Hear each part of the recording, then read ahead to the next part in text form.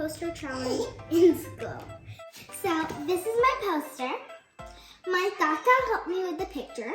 My poster explains the key important things that a person should know every time or anytime they get in a fire accident. First, make an escape plan. Second, draw 2 escape routes to get out of the house.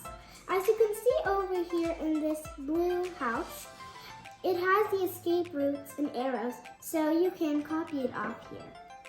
Number 3, draw a meeting place. 4, assign a family member to assist others. 5, practice fire drills. It's good to be safe than sorry. 6, get low and go. Stay to the ground and don't get close to the fire. Get outside and stay outside. That means don't go inside. It may be okay if you may lose something in the fire, but never come back inside the house when you're out. Don't come in and hide. You have to hide, as in hide, it's the same thing as number 7. Don't go near the fire. And 9, if you have a cloth, it's best to cover your nose with one.